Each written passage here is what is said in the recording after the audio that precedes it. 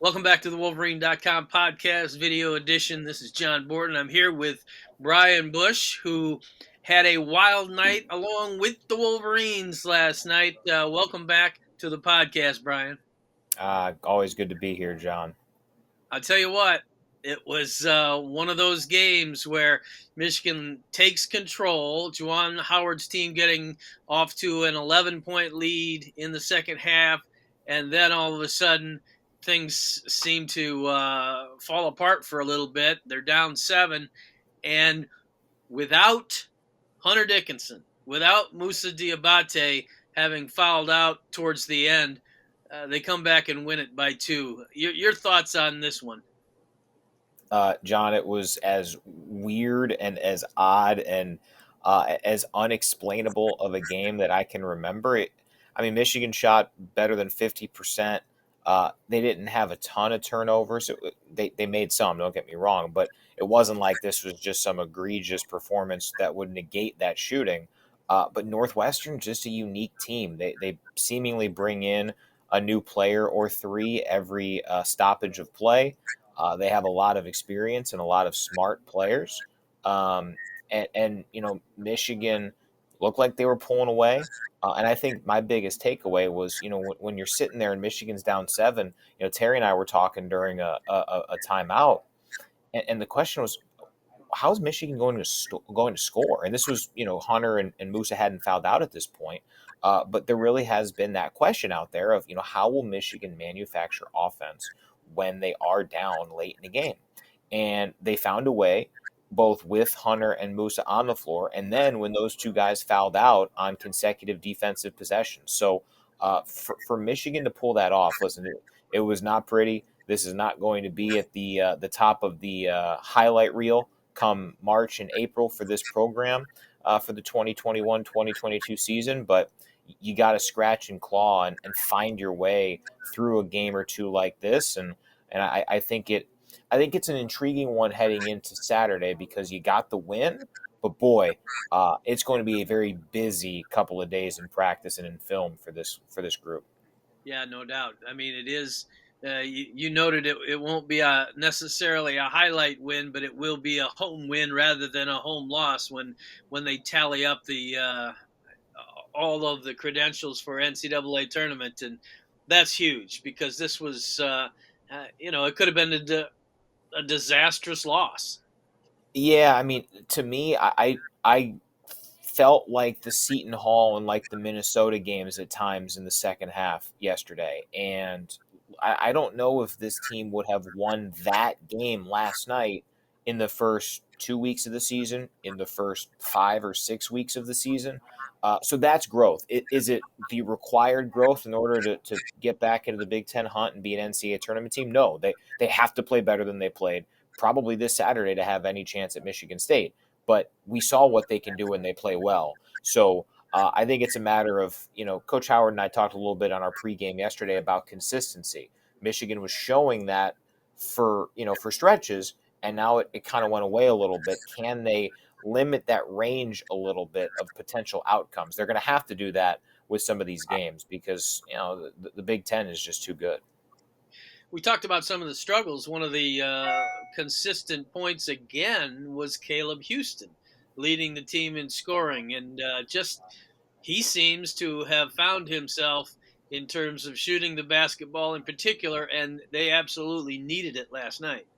Yeah, he's been huge in these last 3 games, and it's not surprising that Michigan's first 3-game win streak would coincide with kind of the emergence of that offensive repertoire for Caleb Houston. And the cool thing is, I do think that there's still some real growth that he can make in terms of what he can do on off the dribble, driving to the basket, mixing things up so that it's not always a guarantee. But for me, from a 3-point shooting standpoint, what was great to see was that three late in the game on the great pass from Jaron Falls.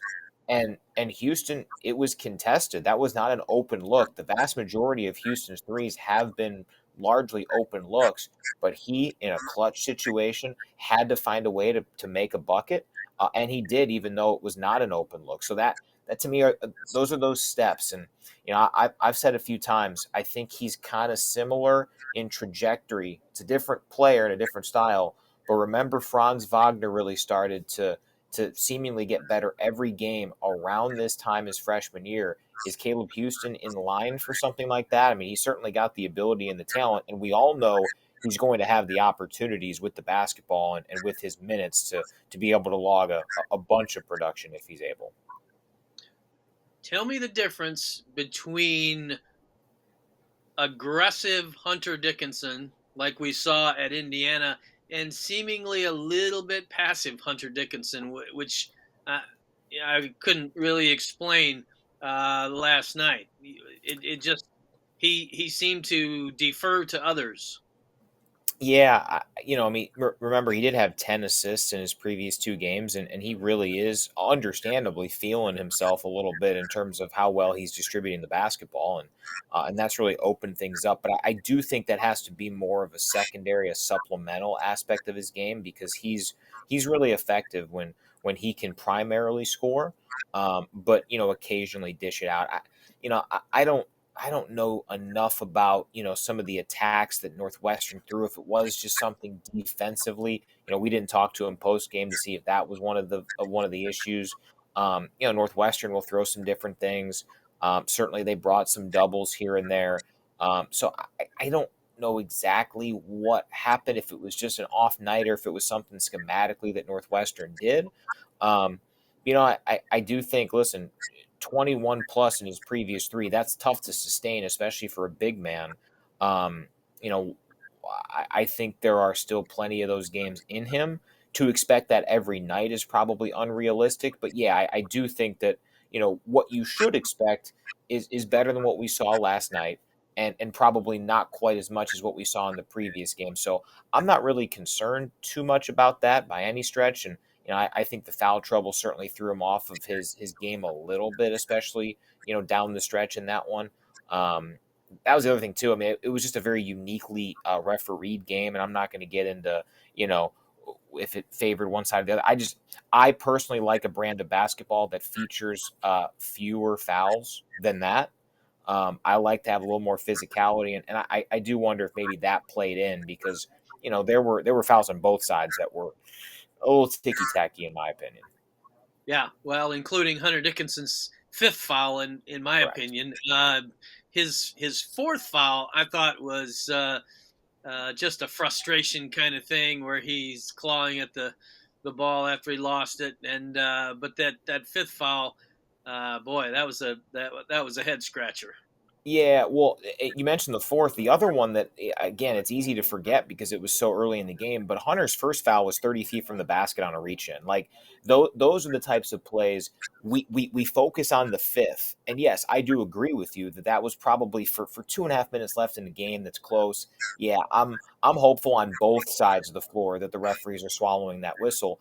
But you give yourself that you leave yourself susceptible to things when you do have a frustration fourth foul, a 30 feet from the basket first foul. That there's nothing good that can happen from a center fouling from anywhere outside of 15 feet. And Hunter had he had a couple of those, and though that's where you lose that margin for error on foul number five. And if they're pretty happy with the whistle, you could get burned like Michigan did. Brandon Johns Jr. is a potential big contributor.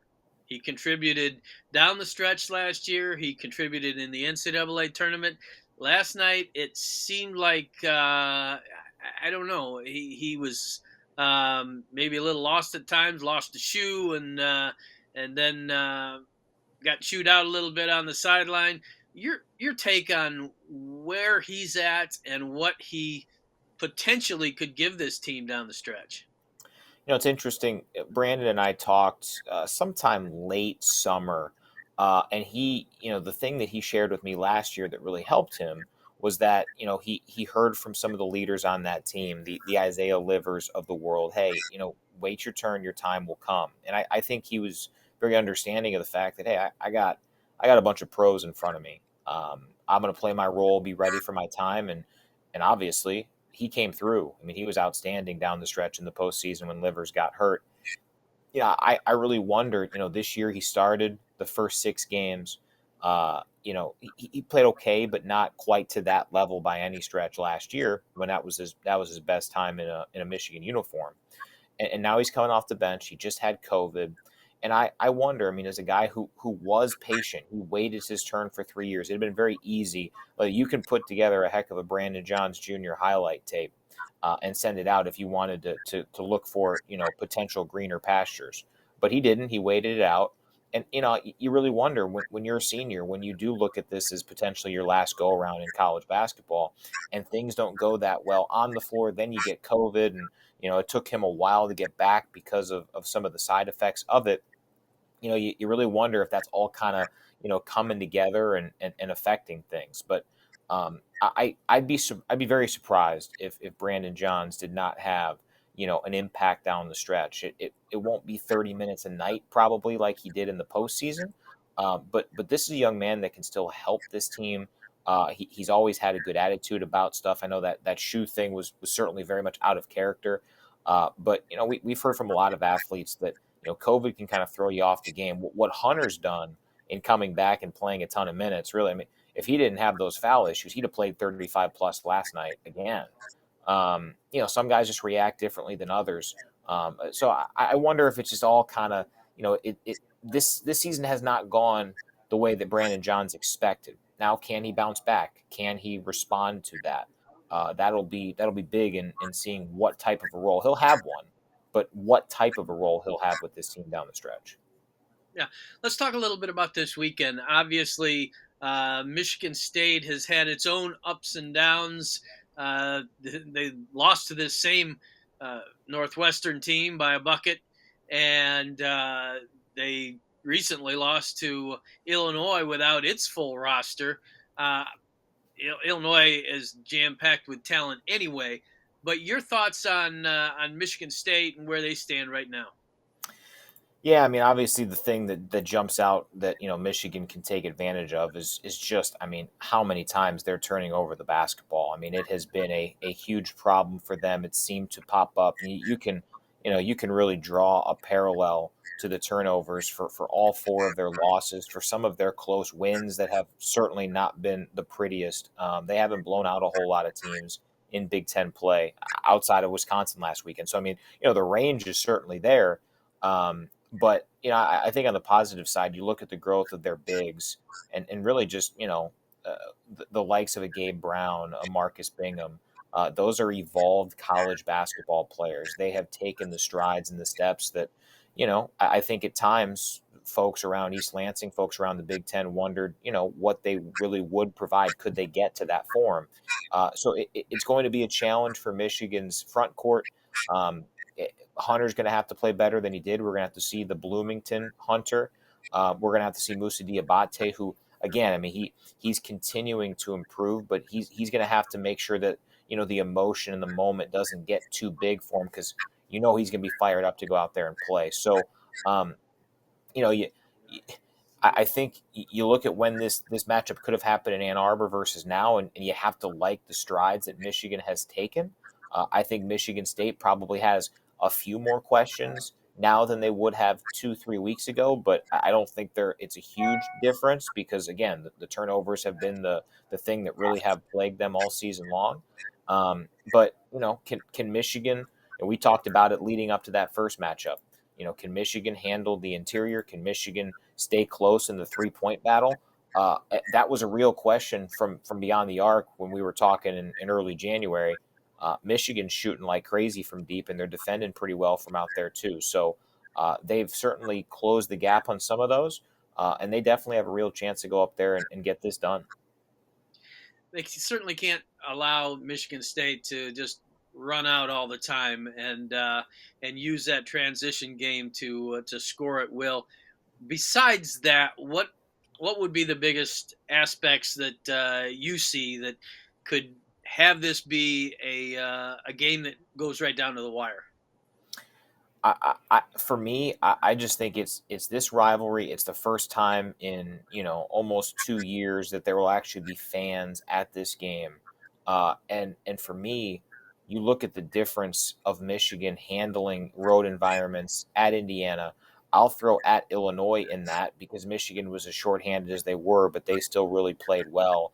Um, where it went awry for Michigan on the road at North Carolina, at UCF, uh, you know, against Arizona in Las Vegas was just kind of an avalanche down the stretch.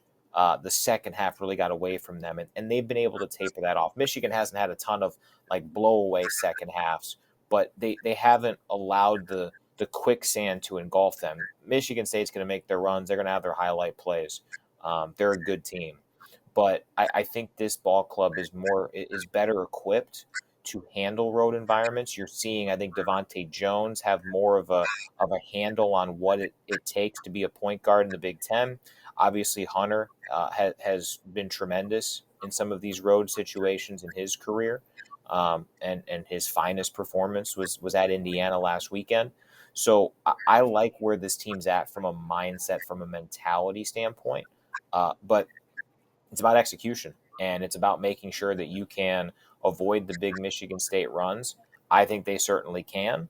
But as we all know, I mean, Breslin's a tough place to go, fans or not. But the fans certainly make it a little bit more challenging. Um, but if this thing's close late, I like the horses that Michigan can go out there and provide, as long as again they're avoiding that foul trouble that plagued them a little bit last night. Sure. We saw that they've been able to sandwich the Purdue game back into the schedule, the one that got postponed.